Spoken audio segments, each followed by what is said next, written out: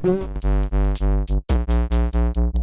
you saw my previous video comparing the iPad 9 versus the iPad Air 4, then this comparison is going to be very similar, but with a couple things slightly different from the older iPad Air. Today we're comparing the most affordable iPad to the new iPad Air 5.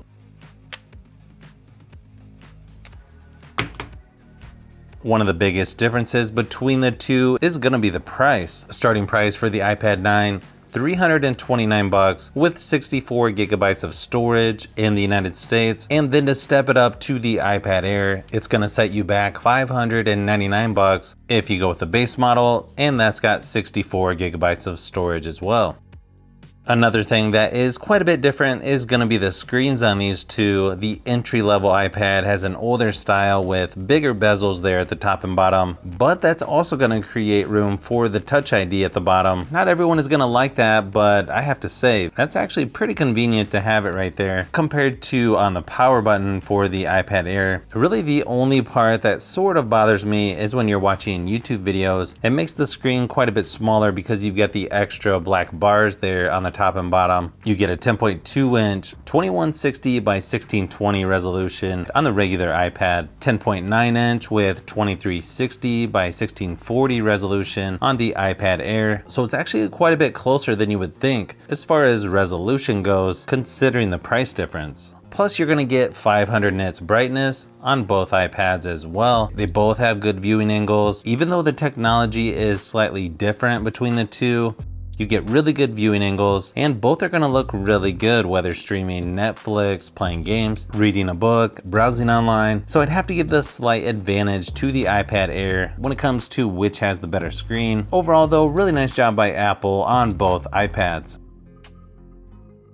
When it comes to battery life, it's a little better on the cheaper iPad, at least in my testing. The iPad 9 lasted 6 hours before dying, while the newer iPad Air only lasted about 5 hours 15 minutes, which is slightly below average compared to other tablets I've tested, but both should have plenty of power to get you through the entire day with normal usage. Quite a bit longer if you turn that screen brightness down, since my testing is using full screen brightness. You also have the older Lightning connector there on the bottom of the entry-level iPad versus USB-C on the iPad Air, which I gotta say, it's really nice to use the same cords from my Android devices to charge my iPad. Nice thing is you're gonna get a fingerprint scanner or Touch ID on both iPads. It's sort of personal preference there on which you like better. I sort of like the older style where it's right on the front versus having it on the power button, but both actually work really good and are fairly reliable as well.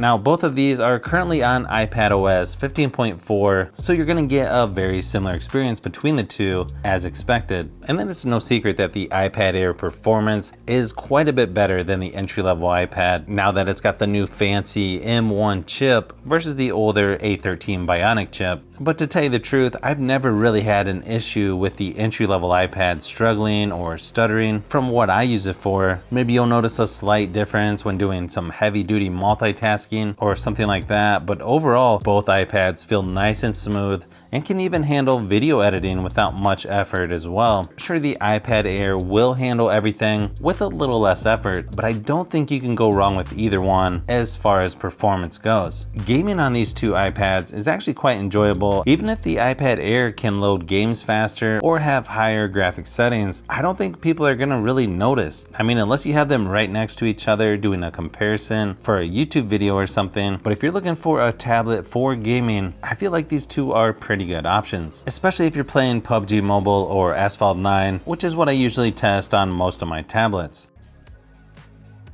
Nice thing is you get two speakers on both iPads, but the iPad Air is a little more balanced since you got a speaker on each side versus two on the bottom or just on one side, depending on how you hold the entry-level iPad. I mean, the regular iPad still sounds pretty decent for only being on one side, but the iPad Air is definitely a little bit better. I prefer the setup on the iPad Air, even though Apple's being a little sneaky here, making it look like there's 4 speakers when there's only 2.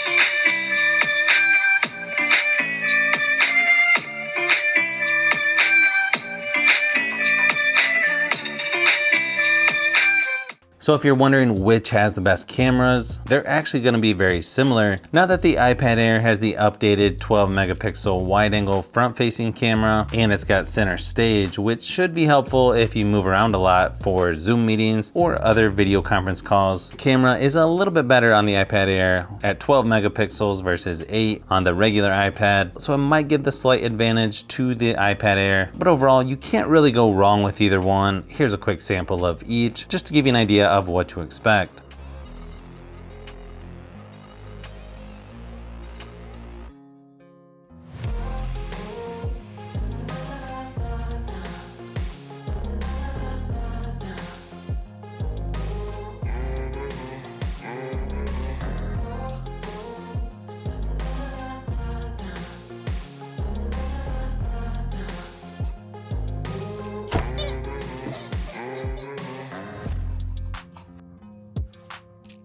So overall, really good choices here, but with the price difference between these two, it sort of makes you wonder if it's really worth paying almost twice as much to get the iPad Air. After comparing these two, in my opinion, it's just a little too close of a comparison considering the price difference, but obviously that's going to be a personal preference. Either way, you've got two good options to choose from, and hopefully this video gave you a little bit closer look at both the regular iPad and the new iPad Air 5.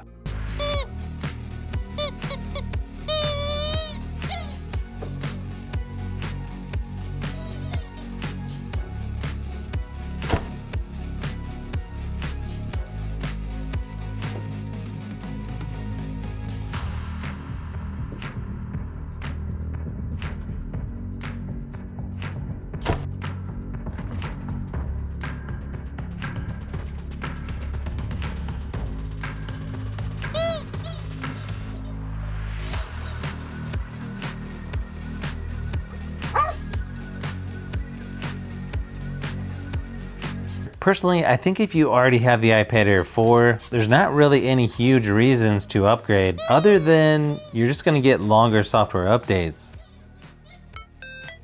So if you've made it this far into the video, you may want to say thanks by subscribing, and don't forget to give a thumbs up if this video was helpful. This is Brian from Fishbee Productions. Thanks for watching, and I'll see you on the next one.